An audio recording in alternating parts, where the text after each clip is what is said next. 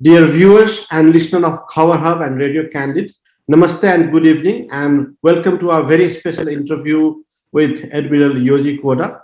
Admiral Yoji Koda is retired as Vice Admiral of Japan Maritime Self-Defense Force with surface warfare specialty, and he is former Commander-in-Chief, Japan Maritime Self-Defense Force. He is a graduate of National Defense Academy, and in 1991 to 1992, he was a student of Naval Command College at the US Navy War College. After 40 years service in National Defense Academy and Japan Maritime Self-Defense Force, he served as Commander-in-Chief, Self-Defense Fleet from 2007 until his retirement in 2008.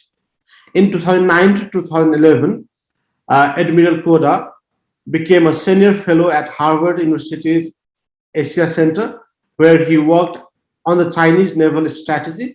He also served as an advisor to the National Security Secretariat. He is an erudite, strategic thinker, and an engaging speaker on naval power and contemporary security subjects. Admiral Koda also is a prolific writer on maritime affairs and military history.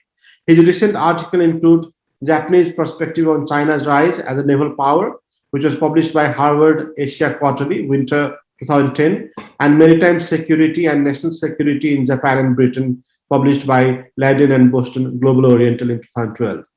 Today, we'll be discussing different aspects of Indo-Pacific strategy, Quad, and maritime security of East Asia. Admiral Koda, welcome to our show. Let me say the first question. What are your observations regarding the evolution of Japan's national security strategy over the years? What are Japan's current strategic policy challenges and opportunities? The Japan has been and still is a very unique nation under current so-called pacifist constitution. So basically, the role of Japanese military is defensive or defense of nation. And the strategic offense capability is the role of the US military, our Japan's allied partner. And under this framework, Japan has really enjoyed and appreciated the very stable situation since the end of the Second World War to today. But the recent changes in this area, of course, in the 1960s to 1990s, Japan was a part of the members of the Cold War with the United States. But Cold War is Cold War, not the real hot war. Recently, at least, I'd say sometime around the change of the century, year 2000s to today, more than 20 years, China emerged as a great power, both in economy and military. And one more thing is Japan's proximity to China, and also Japan's historic relationship with China makes the Japanese strategic thinking very unique. And in the past, Japan has been trying to maintain the stable relationship with China. But recently, the Chinese challenges backed by its economic power really changed the Japanese view. And for the first time, Japanese people started seeing China as the real physical threat to Japan's security. This is the real cause of the evolution of the Japan's new national security strategy.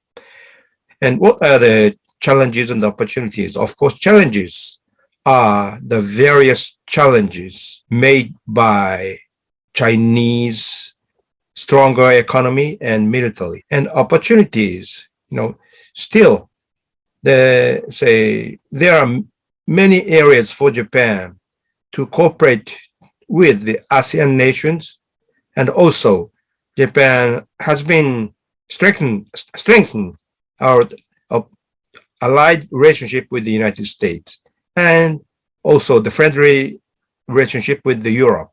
So those are the opportunities. But quickly and shortly, to make the longer story short, Japan started the finger pointing or singling out China as the real practical threats. Admiral Koda, lately Tokyo has been issuing more strong statements in backing Taiwan against Chinese coercion. It has even been hinting at military support if any prospective aggressions are to occur. How do you view Japan's newfound willingness in defending Taiwan? Okay, the first thing to consider is Japanese view over Taiwan remains the same. The first, Taiwan is at least Taiwan after 1949. Now, Taiwan has been a part of the Western nation and recently the real democratic nation. And also the geography is very important. Taiwan, the geographic location of Taiwan is just, the eastern entrance or eastern approach to the South China Sea. So Taiwan geography has the strategic importance. So Japan has been seeing Taiwan as the key nation for Japanese the security and survival, economic survival. And what has changed since then? That's the Chinese assertive and self-righteous actions in this area, especially the Chinese intent to unify Taiwan as the part of China. And this is, the political issue, whether the Taiwan is a part of China or not. Of course, Japan understand the Chinese, they claim Taiwan has been indisputable element of Chinese territory. So Japan understand Chinese position, but we do not necessarily agree with Chinese position. But Japan weighs more on the freedom of Taiwanese people, 25 million Taiwanese people. So as long as they want to spend a separate political status from the mainland, Japan would support Taiwan. And key changes in recent years is China started challenging this part, Taiwan's autonomous political maneuver and the free maneuver have been challenged by Chinese stronger military and economy. So if that is the case, Japan would support because the freedom of the people is the fundamental elements of the human beings. It overrides almost everything, political position or military intent. So simply Japan still weighs more or put the higher priority over the human rights or freedom of the Taiwanese people. So until the Taiwanese people say yes, agree with the unification of Taiwan to mainland by Chinese people's will, that is the case, Japan will keep silent. But if China tries to unify Taiwan by military means, Japan will make a stronger opposition toward Chinese, the maneuver. But one thing we have to pay attention is Japan has not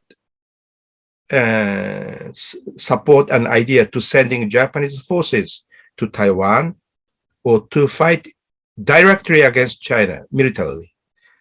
But Japan has many roles. For example, what has been and what will be the deterrence power against Chinese willful intent? That is the US military presence. So Japanese role in Taiwan crisis is first to enable US presence in this area to protect Taiwan for deterrence. And in a real military operations happens, Japan will be in support of the US operations, but not direct involvement of the Taiwan operations. For example, Japan will conduct the wide area surveillance in the East China Sea and Western Pacific, but that is not a direct military action against China. And also Japan has the responsibility to protect Japanese own territory neighboring to Taiwan. Only 100 kilometers east of Taiwan, there are the group of Japanese islands. So Japan should protect from any military actions.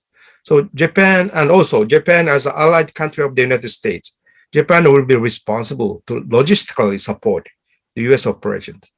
So best way to describe is in a real Chinese Taiwan scenario happens, Japan will be in full support of the US operations, indirect support of the US operations, especially the logistic areas.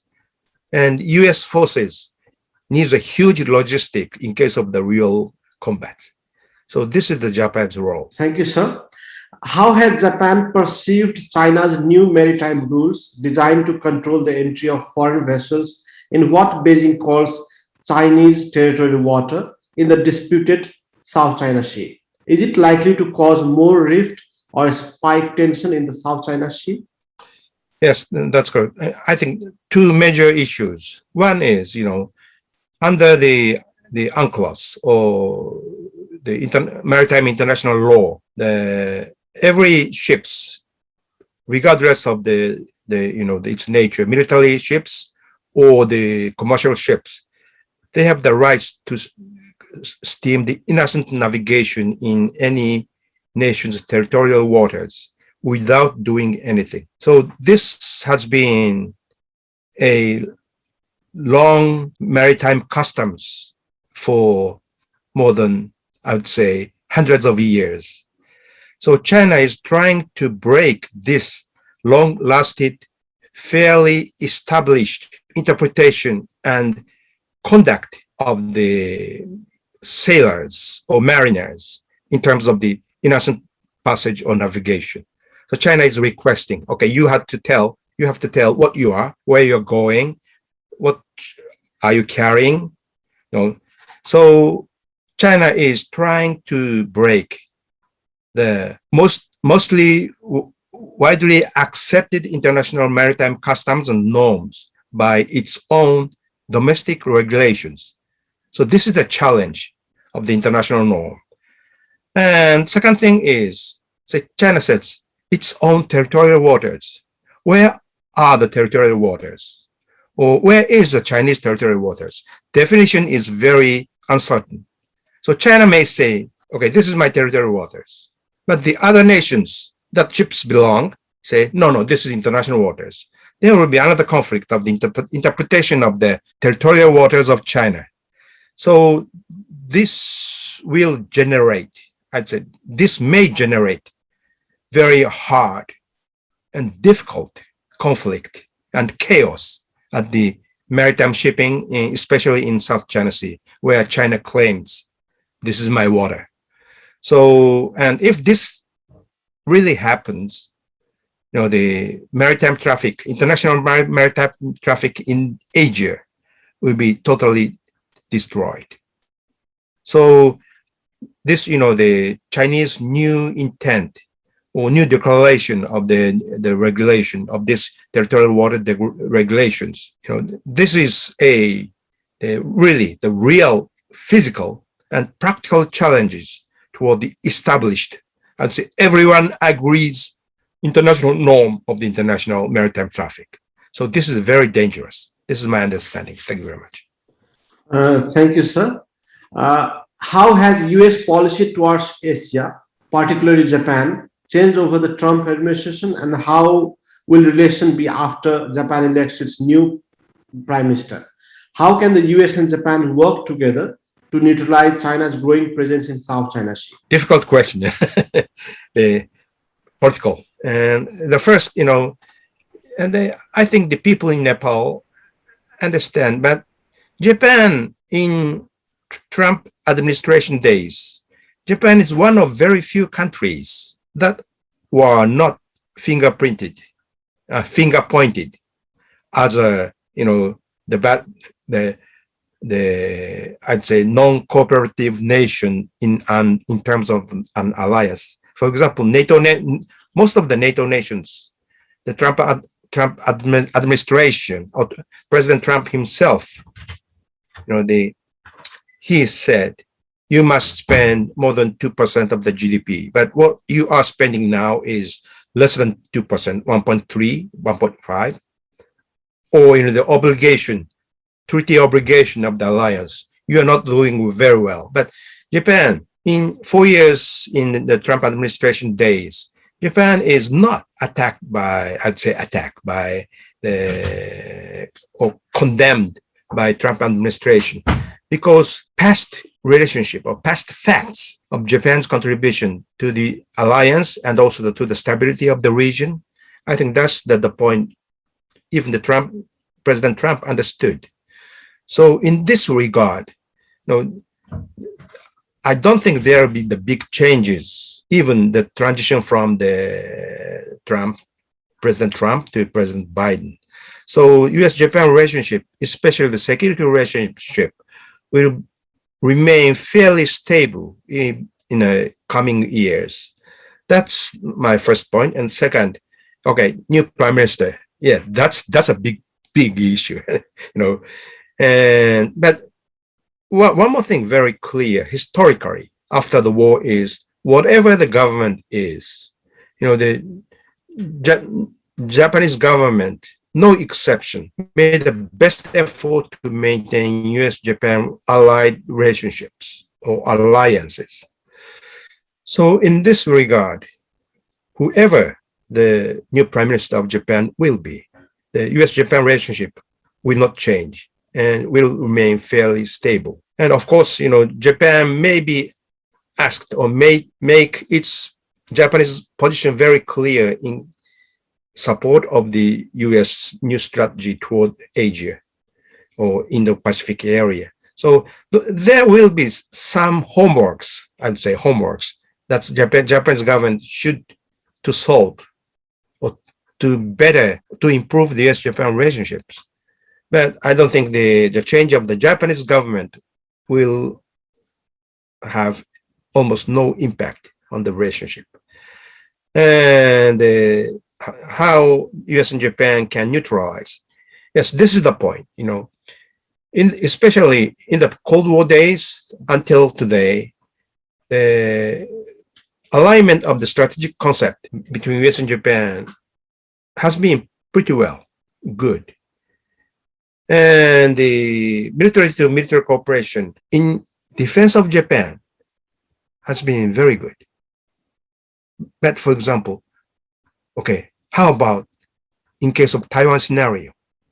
Do you have any operation plans or strategic thoughts? Do U.S. and Japan have real orchestrated and aligned strategic thinking in terms of the military operation in case of the specific crisis, Taiwan or South China Sea, other than Japan's contingency?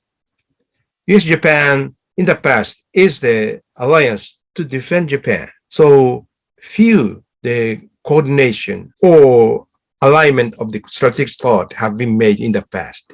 So this is the new area. And I think two governments and two militaries and two foreign services already started this business. It may take maybe 1 or 2 more years, but I think the two governments just started, but we know what we have to do. Thank you, sir. What are Japan's expectations from the Biden administration in the face of Beijing's aggressive action on the maritime, diplomatic, and economic front towards Japan? Of course, the one disappointing and heartbreaking thing was the President Obama's, the announcement that the United States is no more the world policeman, and this may sent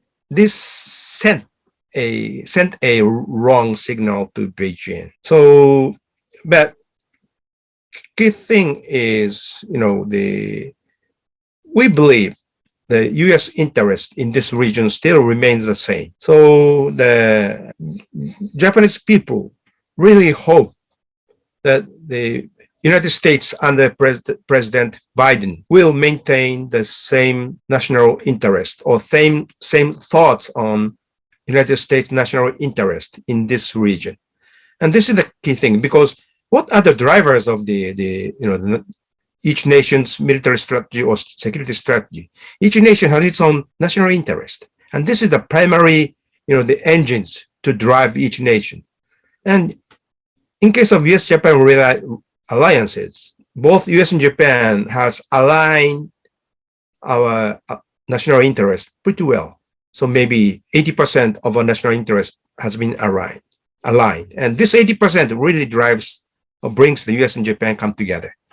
So if Biden administration said, no, we have totally different national interest, that is the time when our alliance will be jeopardized. And if that is the case, the stability in this region is also in the crisis or jeopardized. So what really Japan expect the Biden administration to do or to show or to maintain is send a very clear signal that U.S. security interest or national interest, most of the U.S. security and national interest still reside in this region. And U.S.-Japan alliance is the core to support this posture or framework. These are the key things that Japan wants the U.S. or Biden administration to do or to show in the future. Thank you, sir. What implications and meaning does the successful test launch of Russia's new Zircon hypersonic cruise missile have on the maritime security of Quad countries? Will this accelerate more proliferation in the region? In some areas, especially the AI or tactical missile or ballistic missiles, both China and China and Russia is almost in parallel or a little ahead of the efforts or development effort of the US. So, the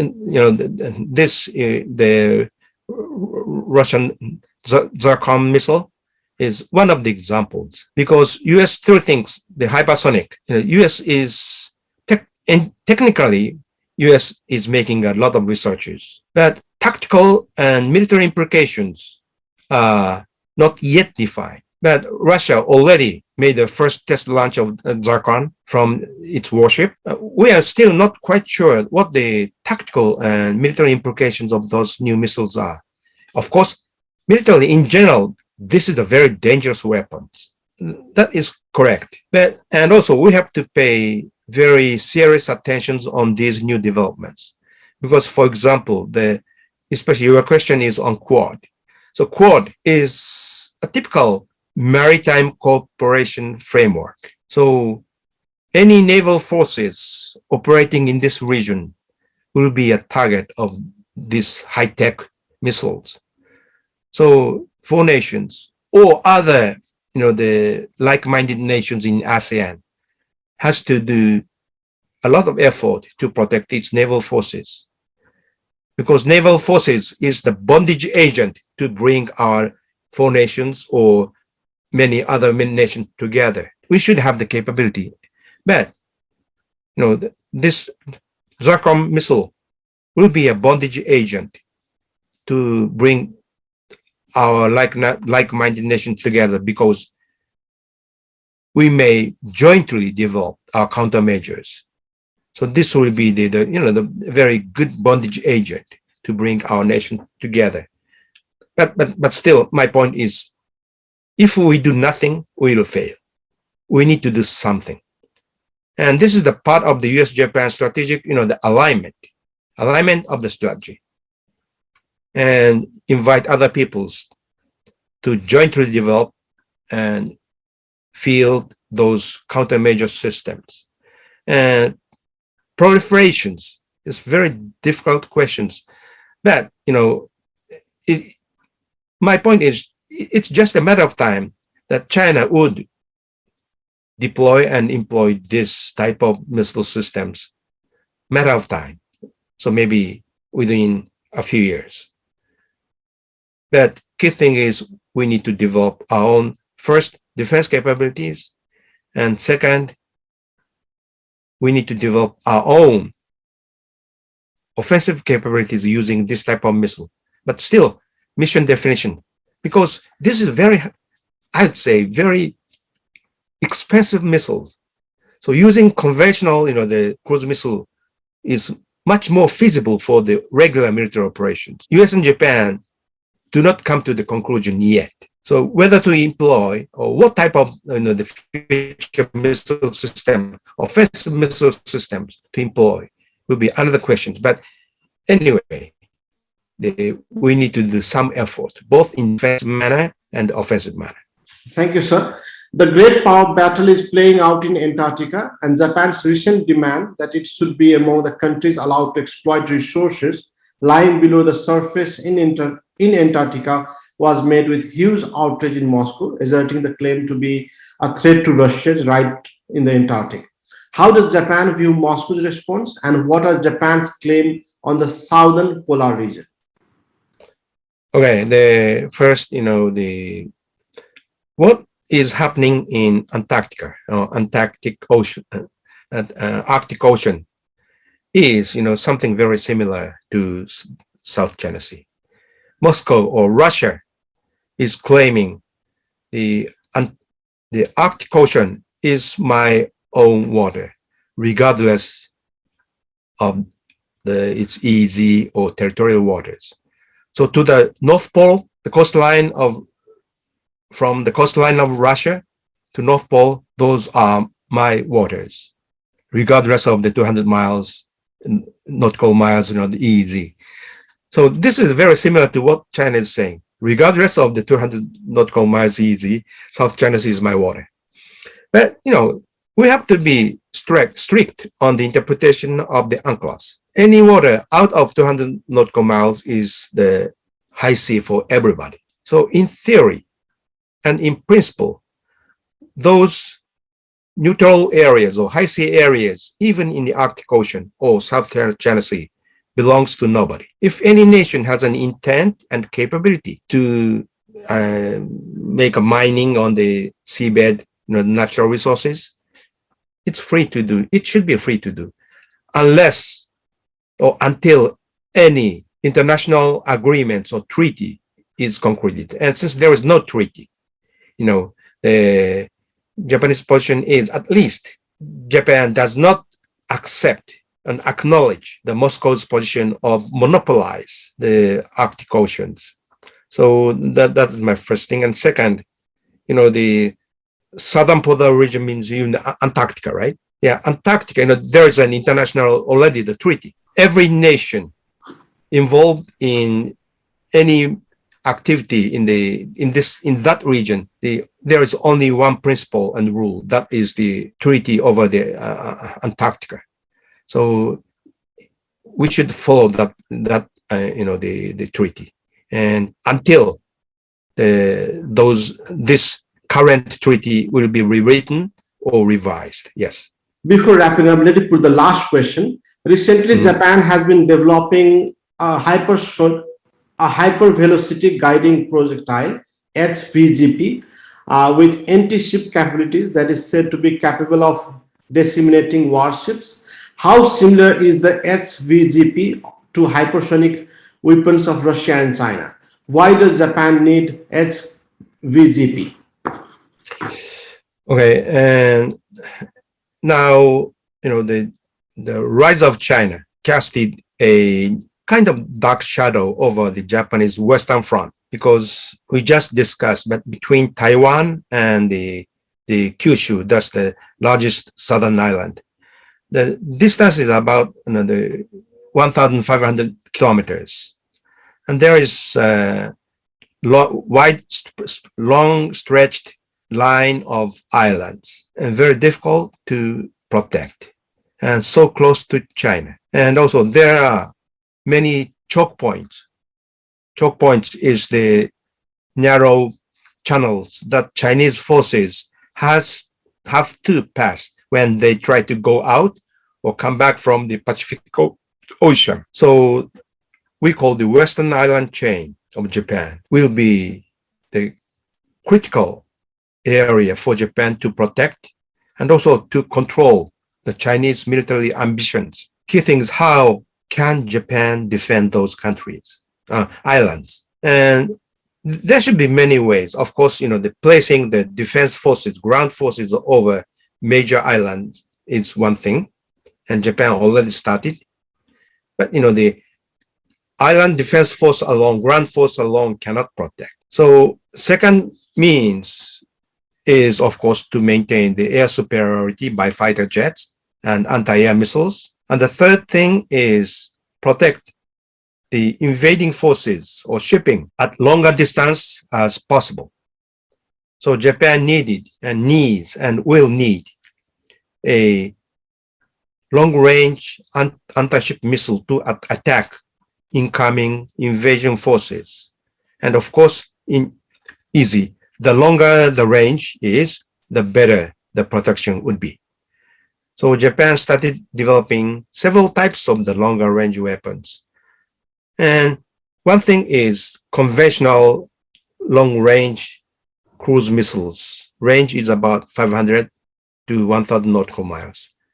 But cruise missile, of course, is good, cheap and good, but still, they're vulnerable to the anti-air firings. So a bit expensive, but more survivable anti-ship missile weapons. One of the candidates is this, the hypervelocity gliding projectile. And I think we need to make precise survey over the Japanese system and the Russian system or Chinese systems.